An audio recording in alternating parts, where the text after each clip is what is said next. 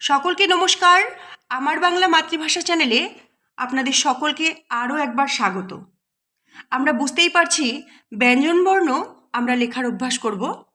কী করে আমরা আমাদের সন্তানদেরকে সহজে ব্যঞ্জনবর্ণ লেখানোর অভ্যাস করাতে পারি দাগের মধ্য দিয়ে, সেই সংক্রান্ত আজ এই ভিডিও। আজ আমরা সবার প্রথমে লেখা দেখব পেট কাটা মূর্ধন্য ষ, যেটা আমরা শিশুদেরকে শেখানোর জন্য বলে থাকি পেট কাটা মূর্ধন্য ষ। অ্যাকচুয়ালি মূর্ধন্য ষ বলা হয়। সেই বর্ণটাকে আমরা কি করে সুন্দর করে শিশুদের লেখাতে শেখাবো সেটাই প্রথমে দেখব।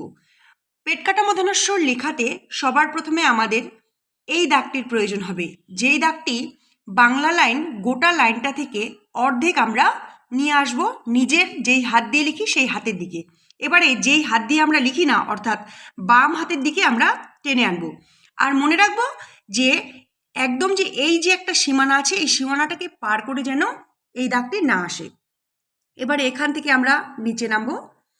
আবার প্রথম দাগ, দ্বিতীয় দাগ, তৃতীয় দাগ, প্রথম দাগ, দ্বিতীয় দাগ, তৃতীয় দাগ। এবারে আমরা সুন্দর করে এখান থেকে উপরে চলে যাব। যেহেতু বর্ণটার নামই পেট কাটা মূর্ধন্য ষ, অর্থাৎ মূর্ধন্য ষ, আমরা পেটটাকে কাটবো ঠিক এখান থেকে শুরু করে এত পর্যন্ত একদম সমানভাবে। এবারে এই পেট কাটা মূর্ধন্য ষ এর মাত্রা আছে, মাত্রা সুন্দর করে আমরা এভাবে দিয়ে দিব। এবারে আমরা লিখব দন্তাস্ব। দন্তাস্ব লেখার সময় আমরা প্রথম দাগ দিব আমাদের বাঁ হাতের দিকে, খুব সামান্য, অল্প। এই যে এই দাগটা দেখছি এর উল্টোটা কিন্তু খুব সামান্য, এটা প্রথম দাগ। এবার দ্বিতীয় দাগ আমরা এখান থেকে শুরু করে সম্পূর্ণ বাংলা লাইনের নিচে চলে আসব। আবার প্রথম দাগ এইভাবে সম্পূর্ণ চলে আসব, দ্বিতীয় দাগ। এবার তৃতীয় দাগ আমরা পেট থেকে এইভাবে নিচে যাব। আবার প্রথম দাগ, দ্বিতীয় দাগ, এইভাবে নিচে চলে আসব, সোজা উপরে উঠে যাব। যেহেতু পেট কাটা মূর্ধন্য ষ এ আমাদের মাত্রা আছে, আমরা সুন্দর করে লেখার পরে বর্ণটাকে মাত্রা দিয়ে ঢেকে দিব। হ লেখার সময় আমরা দাগ ব্যবহার করব। প্রথমে আমরা যে অ লিখেছিলাম, এই যে প্রথমে কান একটা গোল, রস্বই দীর্ঘই লিখেছিলাম সেই একই দাগ, অ আ রস্বই দীর্ঘই, এই চারটি বর্ণের যে প্রথম দাগটি, সেই দাগটি আমরা প্রথমে দিব। আবারও এই ধরে এইভাবে এইভাবে চলে আসব, দেখব যেন এই গোলটার মাত্রার এই পারে না চলে আসে দাগটি।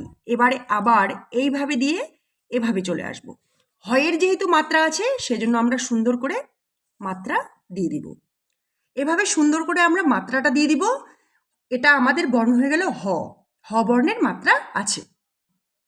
এবারে লিখবো আমরা ডয় শূন্য, অর্থাৎ ড বর্ণ লিখে নিচে একটা পুটুলি, যেটাকে বলে শূন্য বা শূন্যর।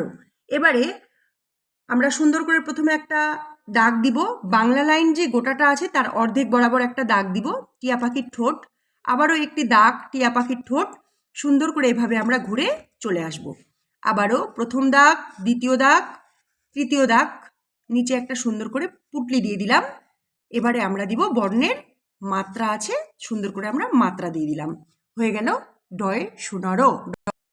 ঢয় শূন্য লেখার সময় সবার প্রথমে আমরা দাদুর লাঠি সম্পূর্ণ ব্যবহার করব, অর্থাৎ বাংলা লাইনের পুরোপুরি একটি দাগ দিয়ে দিলাম। এটা প্রথম দাগ। প্রথম দাগ দেওয়ার পরে এই আমাদের দ্বিতীয় দাগ। এবারে সম্পূর্ণ হয়ে যাওয়ার পরে এই আমাদের তৃতীয় দাগ। এবারে ঢয় শূন্যর মাত্রা আছে, সুন্দর করে আমরা দাগ দিয়ে দিব।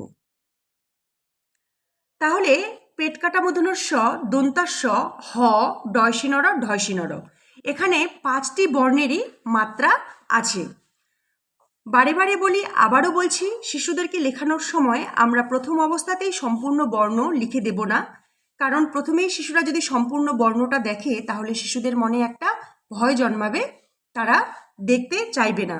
সেজন্য আমরা দাগের মাধ্যমে সহজে শিশুদেরকে লেখা শেখাবো, যাতে তাদের মনে কোনোরূপ ভয় প্রবেশ না করে।